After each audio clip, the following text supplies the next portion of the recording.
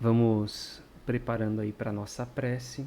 Convido a todos nesse momento para que fechemos os nossos olhos, que tenhamos um momento de concentração, um momento só nosso, onde dedicamos algumas horas, não só do nosso dia, mas da nossa semana, tão atribulada, tão corrida, que possamos dedicar para os nossos pensamentos, dedicar para a nossa espiritualidade, que possamos ter um pouco mais de calma, um pouco mais de paciência, e que nesse momento, sentindo as boas energias nos envolvendo, após as boas vibrações da canção, possamos elevar os nossos pensamentos e fazer um contato com a espiritualidade que já se faz presente. Vamos agradecendo os nossos mentores individuais, companheiros que estão conosco há muito tempo, nos acompanhando, nos dando guarida, nos inspirando. Irmãos que cuidam de nós, torcem pelo nosso sucesso, pela nossa empreitada terrena. Vamos também nos ligando aos mentores deste trabalho, do Espírita Soul, a esses companheiros que dão sustentação para este Evangelho, nos acompanham, nos dando as inspirações ao longo da semana, não só a mim, mas a todos que estão presentes, dando alertas, dando aqueles gatilhos depois dos estudos, para que refletamos sobre aquilo que foi aprendido, como podemos aplicar em nossas vidas, quais as nossas dificuldades. Vamos sentindo a presença também dos mentores de nossa casa, irmãos que cuidam de nós, da nossa família, que fazem o possível para que a estrutura, a sustentação esteja presente em nosso lar. E esses irmãos vão abrindo as portas de nossa casa para permitir a entrada das equipes responsáveis pela limpeza, pela higienização de nosso lar. Os índios Itaporãs, Brogotás, os pretos da Princesa Isabel, os filhos do deserto de Sulamia, que todos esses irmãos responsáveis por essa limpeza passem em todos os cômodos, desde a entrada, sala, cozinha, banheiro, quartos, retirando formas pensamentos, miasmas, todo e qualquer tipo de negatividade presente, que eles possam higienizar e purificar todos os locais com suas ervas, com seus incensos, deixando o nosso lar preparado para mais um Evangelho. À frente de nossa casa nos encontramos com Ricardo, seus arqueiros, seus lanceiros. Pedimos a ele que deixe um ou mais de seus soldados à frente de nosso lar, guardando e protegendo contra toda e qualquer negatividade ao longo de toda essa semana, permitindo a entrada apenas daquilo que for autorizado pelo Pai. E assim a gente visualiza a nossa casa envolvida em muita luz, em uma cúpula, e no seu topo uma bandeira branca e hasteada, um farol aceso, iluminando todas as dimensões, alcançando todas as esferas onde a espiritualidade pode perceber que em nossos lares está sendo realizado neste momento um Evangelho no lar, e que todos possam se fazer presentes, nos acompanhar, aprender com o conteúdo do estudo de hoje. Vamos nos ligando aos irmãos do alto, ao professor Eurípides Barçanufo, às falanges espirituais do Dr. Bezerra de Menezes, e também aos apóstolos, os primeiros cristãos, Paulo, Maria de Magdala, todos esses irmãos, exemplos de muita dedicação, de empenho, não só na divulgação do Evangelho, mas na transformação de suas vidas. Assim como teremos no Evangelho de hoje a história do centurião, que conhecia, que entendia Jesus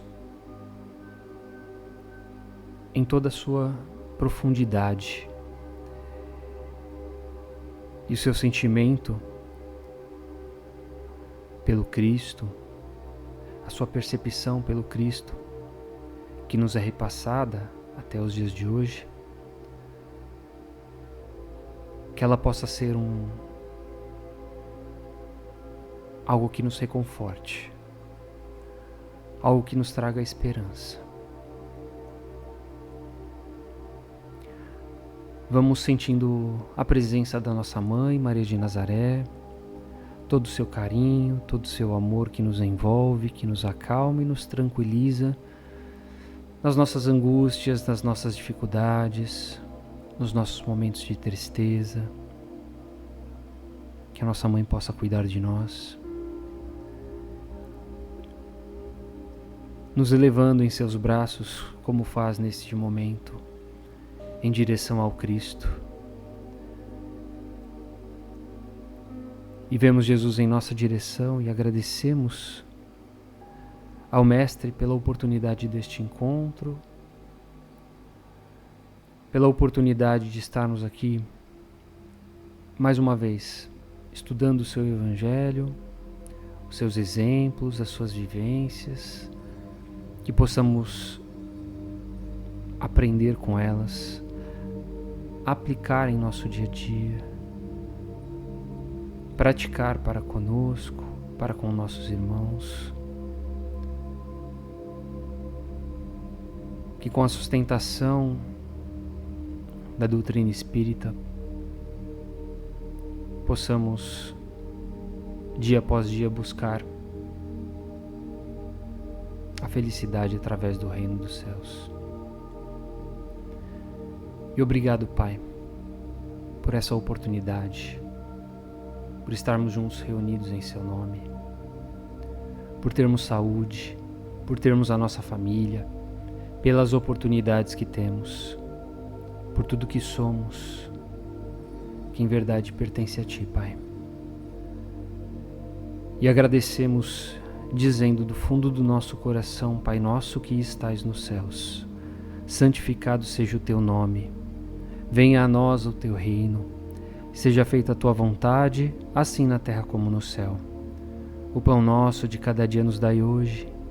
Perdoai as nossas ofensas, assim como nós perdoamos a quem nos tem ofendido. E não nos deixes cair em tentação, mas antes livra-nos de todo o mal. Que assim seja. Graças a Deus, graças a Jesus, damos início a mais um Evangelho no Lar. Uma excelente noite de domingo para quem entrou aí na música, para quem entrou durante a nossa prece. Tia Márcia, em breve trago a Alice pra gente fazer um duetinho, tá bom? Prometo, hein? Fazer uma... Agora, final do ano, ela gosta de cantar as músicas de Natal. Vamos fazer um arranjinho aí. A gente fez alguma coisa no ano passado. Quem sabe fazemos novamente este ano. Tudo bem com vocês, pessoal? Espero que sim. Espero que vocês estejam... Vocês, os seus entes, todos bem. Focados aí para mais um Evangelho. Bem, tá aí, né? O nosso tema tá aí, Jesus e o centurião. Eu vou fazer um negócio um pouco diferente hoje, tá? Normalmente eu acabo dissertando de diversas formas sobre o tema proposto. Hoje eu vou fazer um negócio um pouco diferente. Primeiro porque quem teve a oportunidade de pegar este capítulo lá do livro Ensinos e Parábolas de Jesus, lá do Cair Bachutel, vai ver que ele ele trata de uma forma diferente este capítulo. O que ele faz? Ele acaba fazendo uma interpretação quase que parágrafo a parágrafo da história, para poder explorar todas as suas nuances, as suas riquezas, os seus detalhes e não deixar escapar nada. E aí eu fiquei pensando, como que eu vou construir isso? Nem sempre eu sigo a estrutura que ele traz, né? Eu acabo trazendo de diversas formas a contemporaneidade, a nossa vivência, né? O material do Kair Bar tem aí mais de seus 40 anos. Então, mas esse é diferente. Esse é especial. Então eu vou meio que trazer do jeito que ele traz no livro, que é meio que contando a história de uma forma bem gostosa, e vocês podem interagir do jeito que vocês quiserem. Não vou ficar trazendo hoje perguntas para vocês. Boa noite, Zezé aí no YouTube, o pessoal que está no YouTube acompanhando a gente. Não vou trazer aquelas enquetes, não tem pergunta. Vocês fiquem à vontade para se identificar nos personagens e para colaborar com o nosso bate-papo. Podem colocar aí os coraçõezinhos, já ajuda bastante a gente perceber que vocês estão gostando, tá bom? Se a nossa live cair de novo, como caiu no comecinho, ficar aquela tela com o gatinho, vocês só aguardem um minutinho, porque o áudio vai estar funcionando, só o vídeo que caiu eu vou fazer um ajuste aqui para voltar, tá bom? Mas acho que vai tudo tranquilo a partir de agora. Deixa eu ver por onde que eu começo. Eu vou começar então fazendo a leitura, né? A leitura da passagem do Evangelho de Mateus, e depois a gente destrincha ela assim como Caibar trouxe ela. Então a passagem diz o seguinte: Tendo Jesus entrado em Cafarnaum, chegou até ele um centurião e pediu-lhe: Senhor, o meu criado jaz em casa paralítico, padecendo horrivelmente. E Jesus lhe disse: Eu irei curá-lo. Mas o centurião respondeu: Senhor, eu não sou digno de que entres em minha casa, mas dize somente uma palavra e o meu criado há de sarar. Porque também eu sou homem sujeito à autoridade e tenho soldados às minhas ordens, e digo a um: vai ali, e ele vai. A outro: vem cá, e ele vem. E ao meu servo: faze isto, e ele o faz. Jesus, ouvindo isto, admirou-se e disse aos que o acompanhavam: Em verdade vos afirmo que nem mesmo em Israel encontrei tamanha fé. E digo-vos que muitos virão do Oriente e do Ocidente, e hão de sentar-se com Abraão, Isaque e Jacó no reino dos céus. Mas os filhos deste reino serão lançados nas trevas exteriormente. Ali haverá choro e ranger de dentes. Então disse Jesus ao centurião: Vai-te, e como creste, assim te seja feito. E naquela mesma hora sarou o criado. Mateus capítulo 8, versículos 5 a 13. Certo? Então, hoje nosso conteúdo é um pouco menos interativo e a gente vai começar meio que visualizando aquela situação, né? Vamos fazer uma viagem no tempo. Nós vamos até Cafarnaum, que era uma das grandes cidades da Galileia. Deixa eu trocar aqui as cenas. Primeiro eu trocar aqui no YouTube, agora eu vou trocar aqui para vocês visualizarem. Então, tá aí um mapinha para vocês poderem visualizar. A gente tem aqui em cima a Galileia, né? Lá embaixo a Judéia, Samaria no meio, e aonde fica, ou ficava, melhor dizendo, Cafarnaum, que era uma das grandes cidades ali da Galileia. Ela era muito próxima ali ao Mar da Galileia, à foz do Rio Jordão, que era justamente onde o João Batista costumava fazer as suas pregações, convidava o povo para se batizar, a se arrepender dos seus pecados, enfim. Como Cafarnaum ficava num local estratégico, tem uma outra imagem aqui mais legal para vocês, mais próximo. Pronto, vou mudar aqui também a minha imagem para vocês poderem enxergar melhor. Pronto, então tá aí. Então, como Cafarnaum ficava nesse local estratégico, tinha um porto, né? Ficava numa estrada comercial, era uma cidade que dava acesso a Damasco, ao norte, ali na Síria, né? Onde está tendo todo aquele problema. O governo romano, eles tinham ali naquele local uma milícia, né, composta do quê? De 100 soldados.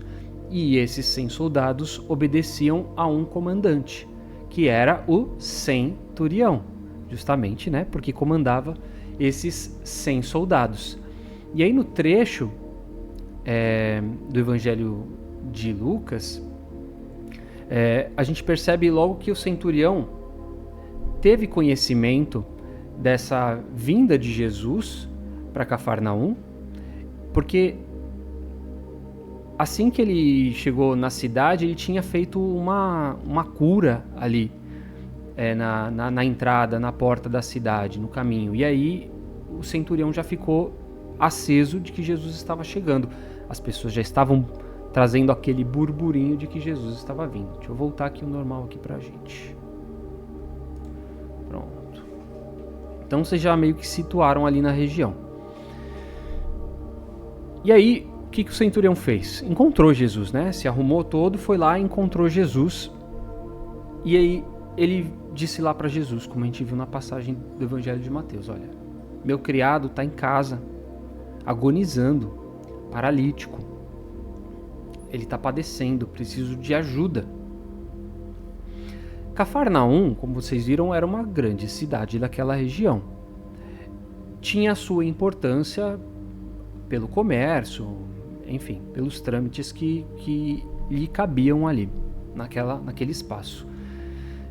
Então, era tão importante que ela precisava, inclusive, ter a proteção de 100 soldados por algum motivo. E se era uma cidade grande, por conta das questões comerciais, por ter a sua proteção necessária do Império Romano, sem sombra de dúvidas, já existia ali naquela região médicos, né? Pessoas que curavam outras pessoas. Não sei se mais, mas sem dúvida naquela cidade tinha alguns médicos, tanto que Lucas era um dos médicos que depois acaba se tornando um apóstolo do Cristo.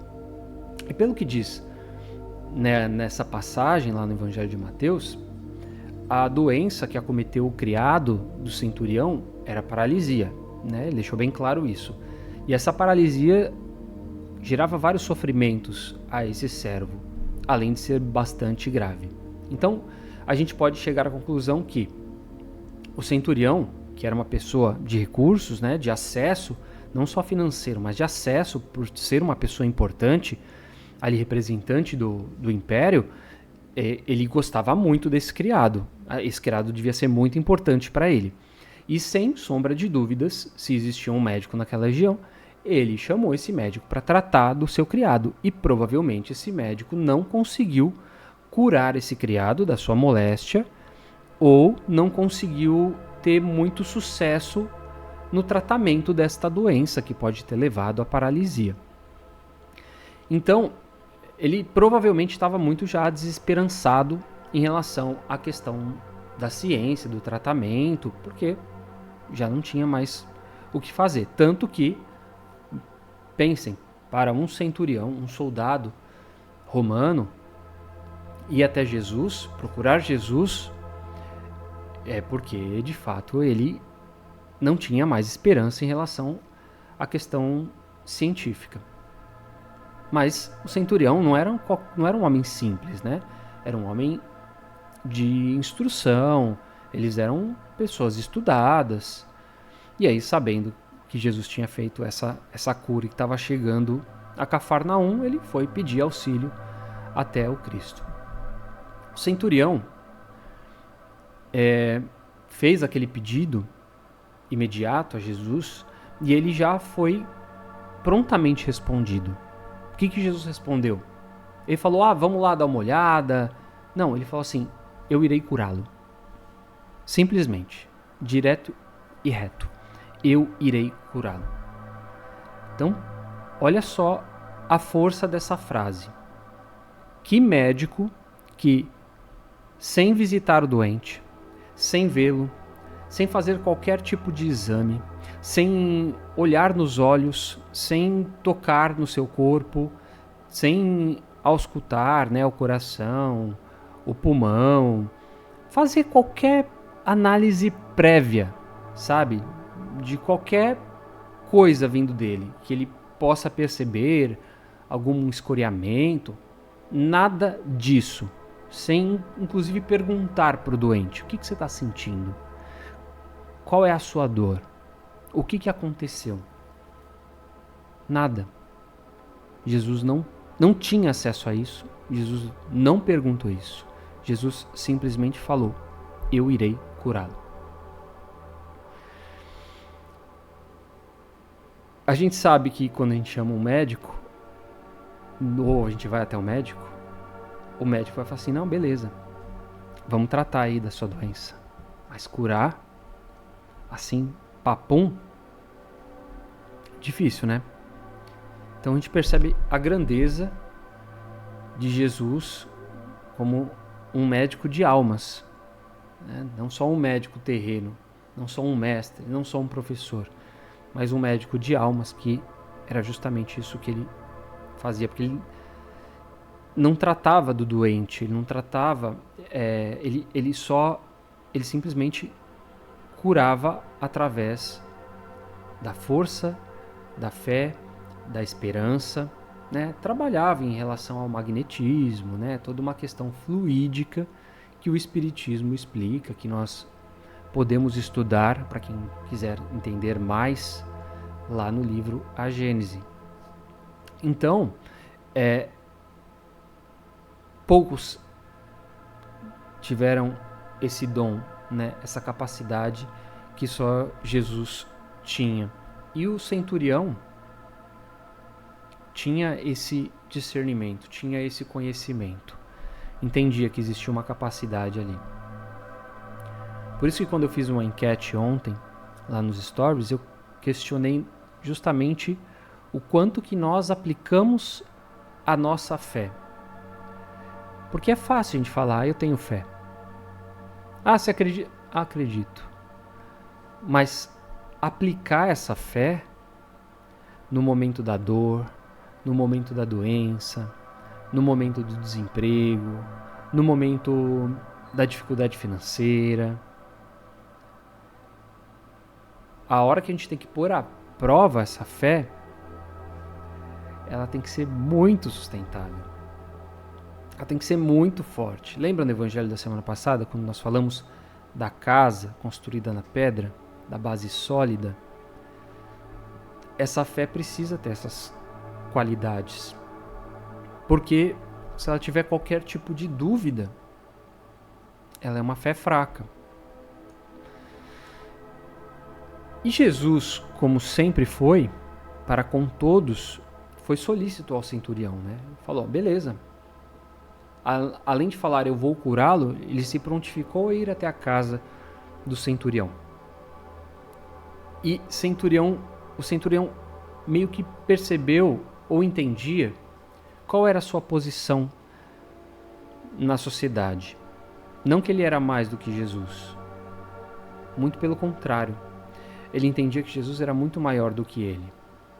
E aí o que ele diz: não, Senhor, eu não sou digno de que você entre na minha casa. Mas se você disser uma só palavra, eu sei que o meu criado vai se curar. Porque eu também sou um homem sujeito à autoridade. E os soldados estão à minha ordem. Então, se eu falar assim para um soldado: vai ali, eu sei que ele vai. Se eu falar para um soldado: vem aqui, eu sei que ele vem. Se eu falar para o meu servo: vai lá e faz, eu sei que ele vai fazer.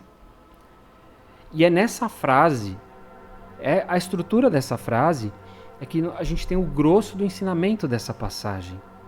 Porque o ensinamento dessa passagem não é de Jesus. O ensinamento dessa passagem, ela vem do centurião.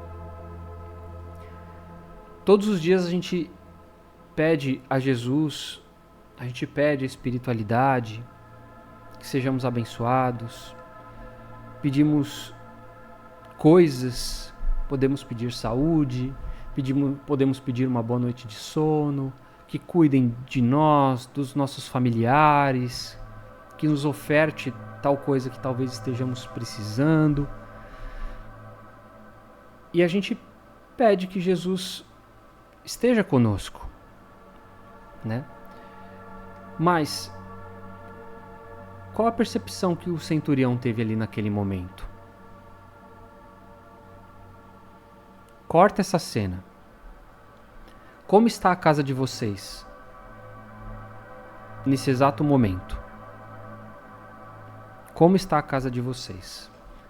Vocês receberiam nesse momento, se batesse na porta da casa de vocês, ou se alguém falasse assim: olha, fulano, eu tô indo aí na sua casa agora, uma visita ilustre, um artista que você seja fã, o presidente da república, o, sei lá, um amigo seu, Você tem a sua casa desarrumada quando seus amigos vão até a sua casa? Ou você faz um corre e deixa ela o mais organizado possível quando vai um grupo de amigos seus à sua casa? Ah, vamos fazer uma pizza aqui. Aí você vai lá e arruma tudo ali, né? Organiza tudo. Dá aquela arrumadinha, joga a sujeira debaixo do tapete, vai socando as coisas dentro dos armários. A gente não faz isso quando a gente vai receber alguém? Imagina receber Jesus. E foi essa a percepção que o centurião teve em relação ao Cristo. Ele percebeu, ou ele percebia, que ele não era digno da visita de Jesus em sua casa. Mas ele era humilde o suficiente para entender a grandeza do Espírito do Cristo. Ele sabia que não... Sabia da pureza do Espírito de Jesus. Que essa pureza, ela era suficiente para que o seu servo fosse curado. Assim como se o centurião virasse para alguém e falasse assim: olha, para algum dos seus soldados, vai lá, abre as portas lá do presídio, né, do cárcere, e solta o fulano de tal. Se Jesus virasse para algum espírito que lhe assistisse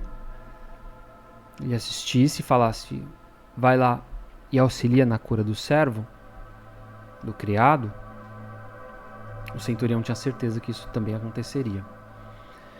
Assim como o chefe dele era o governador romano, ele entendia que Jesus era o chefe do nosso mundo naquele momento. E assim como ele tinha os seus soldados à sua disposição, ele entendia que Jesus também tinha uma legião de espíritos sagrados, né, de espíritos de luz, que estavam ali para lhe assistir, para lhe atender. Então, quando o centurião diz só uma palavra e o meu criado vai se curar, Jesus fica maravilhado perante essa frase, porque ele percebe a situação, a como que aquele centurião, que não era um apóstolo seu, que não era um discípulo seu, que não era um seguidor seu, mas era uma criatura que entendia na base aquilo que Jesus era, tanto quanto aqueles que estavam o acompanhando. Então Jesus fica maravilhado e diz: olha, em verdade eu vos afirmo que nem mesmo em Israel eu encontrei uma fé desse tamanho. A verdade, ela é libertadora, né? A esperança, ela é consoladora, ela nos anima, a caridade, ela nos ampara, ela purifica a nossa alma, a sabedoria nos guia, faz com que a gente seja engrandecido. Então, essas virtudes que preenchem as criaturas que estão bem consigo mesmo, em paz consigo mesmo, têm a fé muito mais implantada dentro dos seus corações. E elas vão compreender de uma forma mais simples, de uma forma mais fácil, sem dor, com menos sofrimento. Então essa fé que o centurião tinha não era uma fé que surgiu do nada. Aquilo, sem dúvida, foi construído. Foi construído dentro da sua vida, dentro das suas vivências, e foi construído, inclusive, a partir do momento que ele descobre ou conhece quem é Jesus e que provavelmente vai se informar de quem é Jesus, do que faz ou que fazia Jesus. E aí ele tem certeza de que aquilo que Jesus faz dentro do seu próprio ser é o suficiente. É o suficiente, né?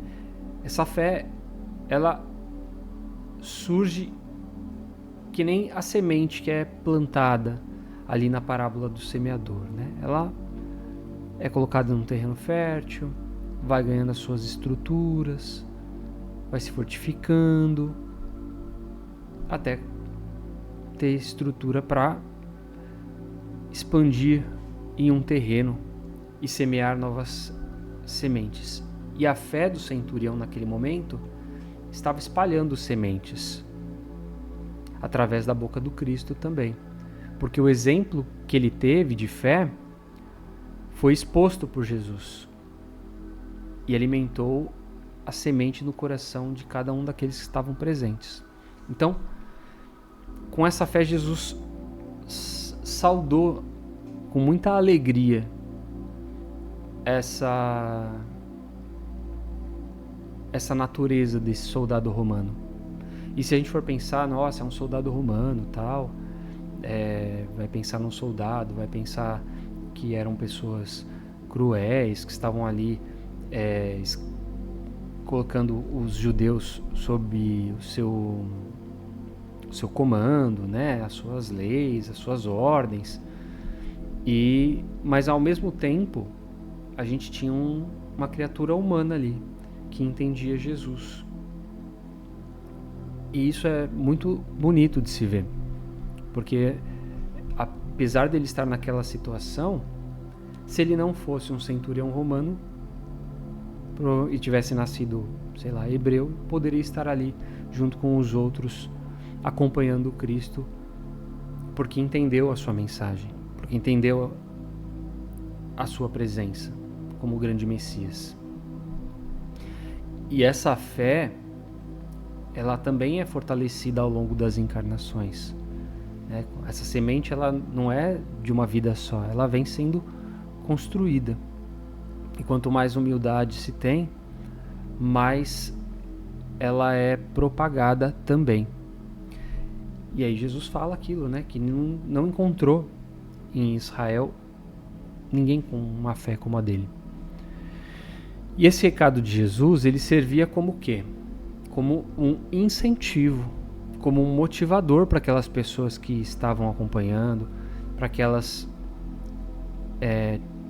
entendessem melhor qual eram as mensagens, os seus exemplos, para que também fizesse crescer nelas essa fé absoluta em Jesus, não uma meia fé, mas uma fé de verdade nas suas capacidades. E aí Jesus, ele fortalece ainda, lembrando que o reino de Deus, um reino de felicidade, ele não é herdado através do sangue, não é herdado através de uma posição social, não é herdado através de uma tradição religiosa. Você pode ter tudo isso e ser um ignorante. Tudo isso é construído com a sinceridade nessa fé, com a humildade na sua prática, na sua vivência, com a prática do bem.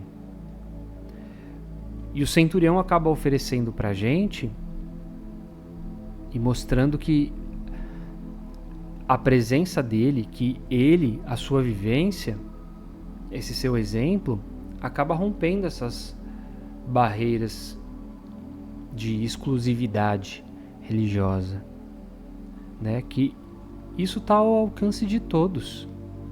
E a pessoa mais simples, que a gente menos pode dar valor, pode ser aquela que consegue vivenciar o Cristo. Qualquer pessoa, em qualquer lugar, pode ter acesso à felicidade, desde que conviva conforme os princípios divinos. E se ela tiver aquilo dentro do seu próprio coração, ela terá serenidade para que isso aconteça. Então essa passagem, ela serve também para a gente como um chamado, né, à busca desse autoconhecimento que a gente sempre fala, mas também a questão da nossa vigilância espiritual. Porque independente de onde a gente esteja, de quem a gente seja, a gente pode, através desse exemplo, fazer com que outras sementes sejam plantadas nos corações das pessoas. A gente não demonstrando a soberba, não demonstrando a arrogância, o status profissional, faz com que a gente automaticamente se aproxime de Deus. E o centurião, ele tinha todas essas características. Ele podia furar a fila e falar: não, eu sou o centurião, quero ser o primeiro a ser atendido por Jesus.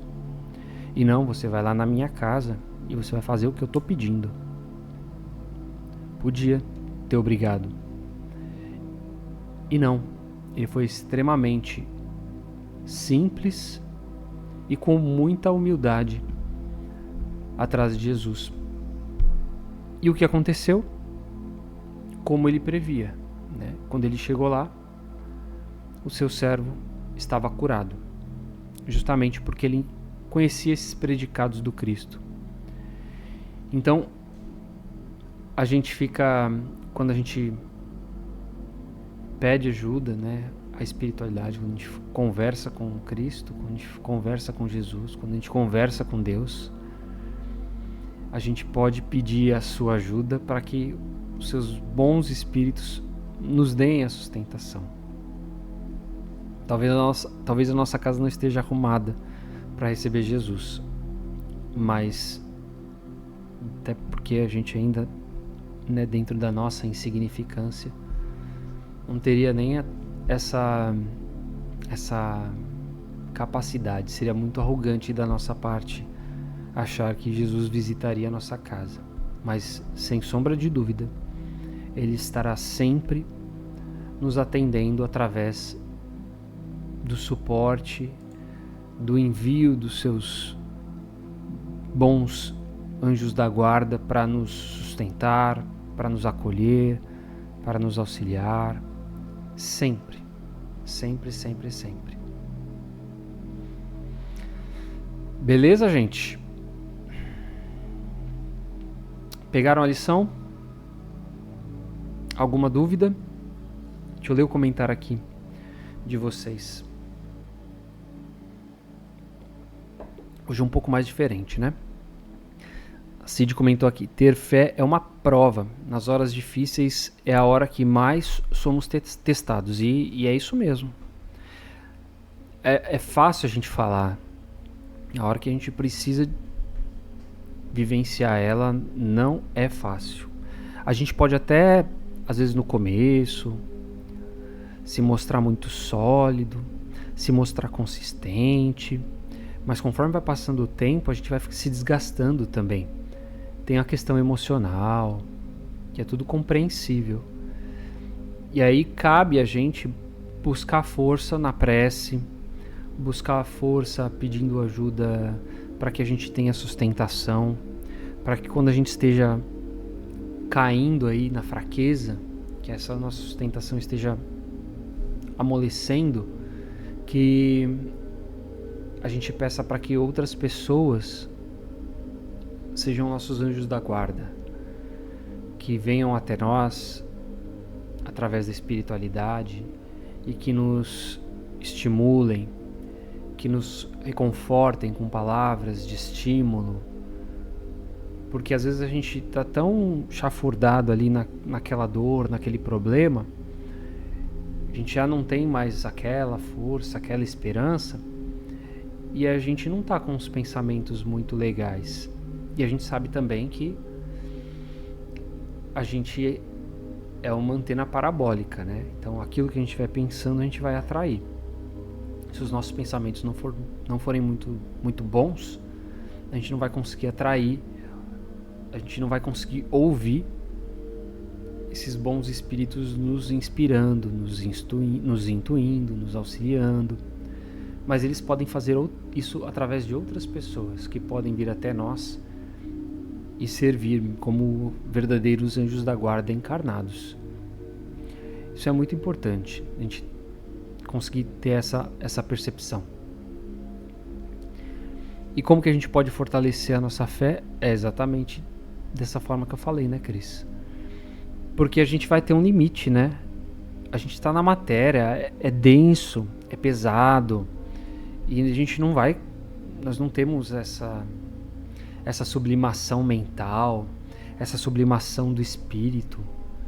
Chico mesmo, né, quando acabava entrando num momento mais de fraqueza, tinha lá, claro, né, Emmanuel aparecia para ele, para puxar a orelha dele, para dar mais incentivo, para dar mais motivação. Eu não sou médium, não enxergo, não vou ver o meu mentor e não vou ter essa capacidade. Como a maioria das pessoas também não tem essa faculdade, todos esses exemplos que eu dei antes são fundamentais. Porque a gente vivendo no bem, a gente fazendo por onde, a espiritualidade não vai nos abandonar, né? Teremos o apoio, teremos a sustentação sempre quando a gente tiver a necessidade. A Tis comentou aqui: muitíssimo obrigada, este evangelho hoje foi extremamente, para mim, para todos nós, pode ter certeza, aprovações, porém a fé acima de tudo, me sentindo mais forte e confiante. Que bom, isso é importantíssimo, né? A gente ter esse combustível para que a gente também se estimule e também perceba como se fortalecer nesses momentos. Por isso que essa conexão que a gente faz com a espiritualidade, o evangelho no lar, uma prece, sabe? Qualquer ligação que a gente conscientemente e não só da boca para fora faça, a gente já está fazendo com que a nossa anteninha já faça as ligações diretas para com aqueles que possam nos auxiliar. Isso é muito importante. Beleza, gente? Vamos então para as nossas vibrações. O pessoal já está colocando os nomes aí. Então podem digitar aí os nomes, podem preparar aquela água para ser fluidificada. Dá tempo ainda para você, para os seus familiares, para o seu pet, para aquelas pessoas que você sabe que não estão bem de saúde emocional, mental, e que se ela aceitar essa água fluidificada vai ser bom demais para ela, com certeza. Então vamos nesse momento fechar os nossos olhos mais uma vez, sentindo mais uma vez essas boas energias e bons fluidos nos envolverem, sentindo toda a sustentação da espiritualidade, todo esse apoio, que nesse momento possamos sentir sair de nós do topo das nossas cabeças, da palma das nossas mãos, vibrações, energias fluídicas de amor, de esperança, de fraternidade. E a espiritualidade que nos assiste nesta noite vai condensando todas essas energias e vai despejando elas para o bem universal, para o planeta Terra, para os povos que aqui habitam, principalmente naqueles povos que vivem o conflito, a guerra, a fome, a miséria, as tragédias dos desastres naturais. Que possamos vibrar por esse país que nos acolhe, pelo Brasil, por todo o povo brasileiro, pelos dirigentes da nossa nação, pelas capitais, por Brasília. Vibremos pelas criaturas que estão nas ruas, abandonadas, perdidas, sozinhas, sem o apoio da família,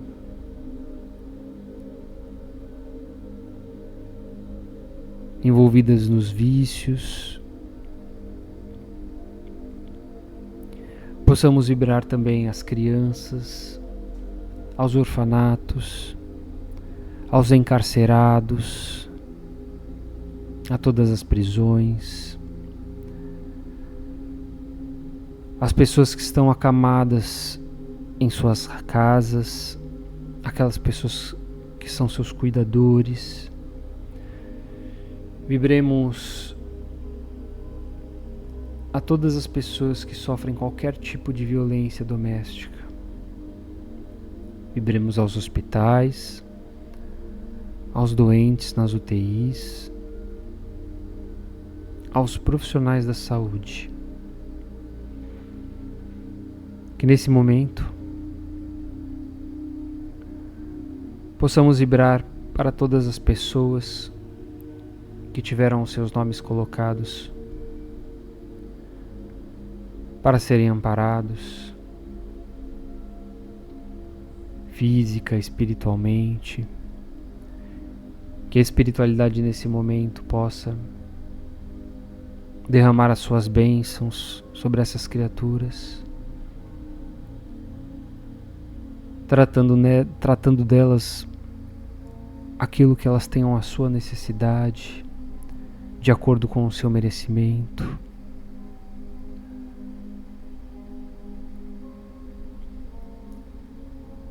E que possamos mentalizar neste momento alguma dessas pessoas ou qualquer outra que esteja em nossos corações, que esteja em nossas preces, para que a espiritualidade também dê um banho de bons fluidos energéticos, de boas vibrações, cuidando do corpo físico e espiritual dessa criatura.